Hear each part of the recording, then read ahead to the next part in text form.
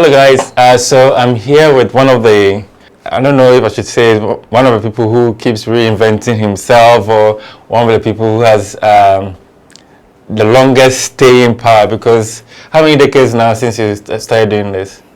Over two. Over two. And yeah, I mean, he's done it as a group, he's done it as solo, and he's still relevant. Who am I speaking about?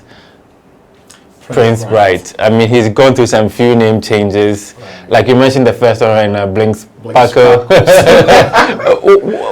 So, as an artist, what informs you when you're choosing these names? I think it's the feeling and the environment you find yourself in at the point of deciding what name to go with. I think I've morphed through a couple of names, from Ameyaw to Prince to Buk Bak, and then on to Blink Sparkles, the boy Cat. So it's been series of name changes, but I'm glad, I finally found my grounds with my own name, Prince Bright. They'll call me Princey, which is sexy. So Princey is still Prince Bright. I'm loving the new name. Okay. But as much as people are gravitating towards the new name, there are still those who still retire. If you don't add a Buk Bak to it, they're like, who is Prince Bright? Well, I can never leave Buk Bak alone. Or Buk Bak can never leave me alone, because people grew up listening to Buk Bak. And some of the artists in the industry, some of them were in elementary school when we started. And some were not even born by then. So I'm grateful that, we still kept our legendary status up and running. And I feel great to be here, actually. And I realized that it's already 6 years since we lost Ronnie. Ronnie, yes. How does that make you feel, reflecting on the journey and all of that? Losing a brother who was very significant to you as an artist. Right. So last year marked 5 years since I came back to Ghana for the first time after his demise. And it was a different story then, because I still couldn't embrace the fact that he was gone until I left back to the States. So prior to coming here, I'm like, I need to restructure things, give it a different approach, because I can't allow myself to sink in the bottom because of his loss. I need to pick myself up and make him proud. So I thought of what would I do to actually enhance myself as an artist. 1, I'm left alone. 2, I need to pick myself up. 3, it should be bigger than expected. So I prayed to God, and the number 1111 kept appearing to me. So I looked into it and I'm like, okay, this signifies the awakening, the manifestation of your deepest thoughts. And I'm like, okay, I like this right here. So I decided to title the EP 1111 The Awakening, and as evident to what we have on the record, we have 5 songs on there. All close to something that Buk Bak will really do, especially the Bangladesh song. After we did that song in the studio, we were like, hey, Ronnie would have loved this vibe, because Ronnie loves Bangladesh. So it was an inspiration for me to actually morph into something new and present myself to the world as a new artist, as Prince Bright, to make Ronnie proud. So I actually did this for Ronnie. We are in the thick of Christmas, and not everybody gets lucky to have songs that are buzzing with this very important calendar period. And you have about 3. You are on Ofechon, which is really buzzing at the moment, and you made a song out of Cardi B's Visit, which is also equally trending, and then you have your own song that is also in the mix as well. How did you sort of achieve this? Was it deliberate, or you were just taking your shots? I felt I am ready now, because when I came back last year, it was like, okay, I have small things, so what next? What are you going to do? Are you still going to be in the bottom and feel sorry for yourself for losing your brother? Make him proud. So I decided to take any necessary step to put myself out there. Sock, I reached out to him. I'm like, B, what's good? What you got for me? We listened to some of the tracks. I'm like, I want this, I want that. Freely, he said, big bro, you can have it. Did a couple of joints. I'm like, Sock, I think this is you. Or Feichon. He's like, cool, thank you. We jumped on it. I left it actually. Went back to the States. I was in my studio, just vibing. And if you can listen to Wish has like a mellow tone vocal because I'm usually up top with my, usual high pitched stuff. But I decided to drop that a notch down so we can vibe to it. I sent that to Sark. He's like, B, I think it's cool. He laced that. When he got back to the States to do the BET Awards and everything, I'm like, can you just jump on set real quick? So from that BET party, he came straight to my set, shut that video. He was out like, that's a superstar guy.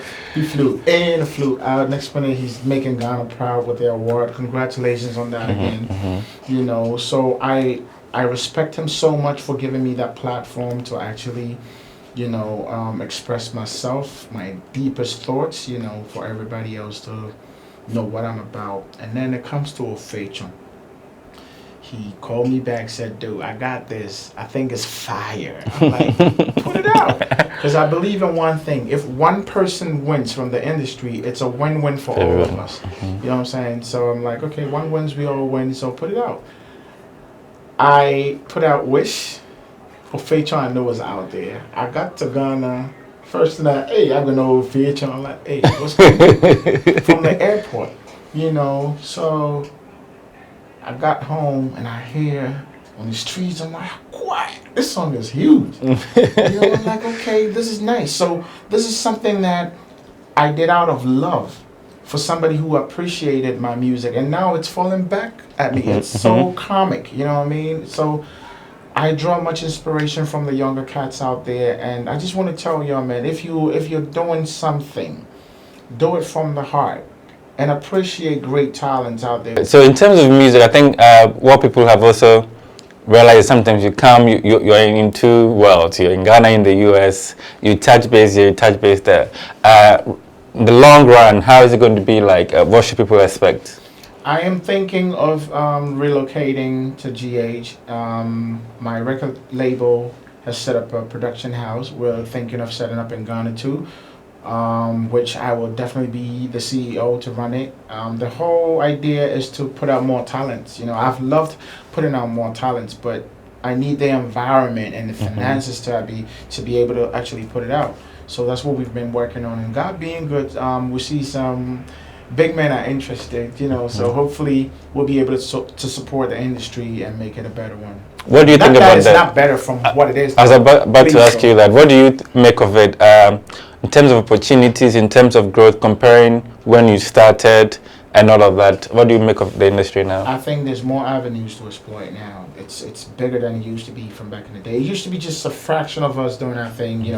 Reggie Rockstone paved the way, VIP, Buk Bak, Chicago, Exdo, Achiami, who else? There's one person I met, Lord Kenya. Okay. TH for Quadras, NFL.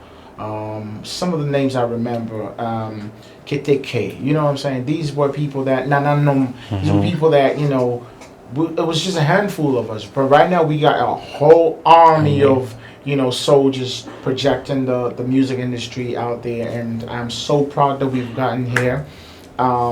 It's much better now because there's so many places we could go. Back in the day, the only person that could really do it big out there is VIP, Reggie Rockstone going out there to do big things, you know what I'm saying? VIP was out in South Africa making Ghana proud, you know what I mean? I was so happy when I saw the whole vibe when they were throwing the handkerchiefs out and people were really vibing to it, So these are experiences that really inspired the new generation, and I'm proud of the new cats doing it big out there. Shout out to Stoneboy, Shatawale, Sarkodie, Samini, for really, making us proud out there. You know what I mean? I always pay respect to Godfather, Reggie Rockstone, for laying the bricks. And also my Godfather, Kojin P, for making sure that, I'm back in the game. Because, his words really inspired me.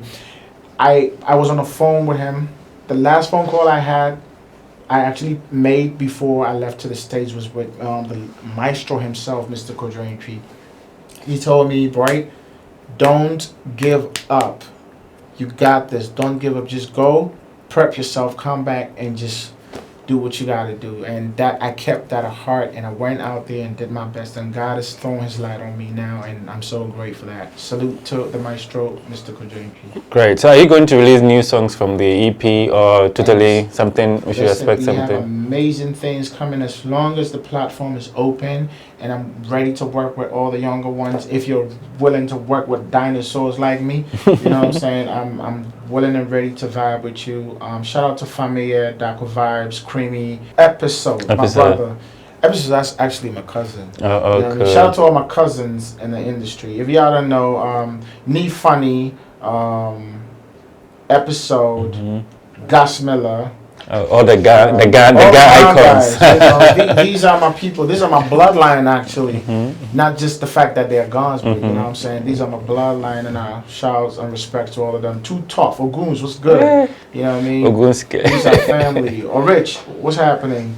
And everybody in there doing amazing things. I salute you, and I'm open to work. If you're willing to work with me, let's make it happen. There's amazing things coming. I've been working on another EP to drop soon prior to the album, because I just want to go step by step to make things work. I'm not in a rush. I think God has given me the life and strength to be here for a while. So whilst I'm here, it's going to be a lot of bangers. And respect that Sarkodie boy.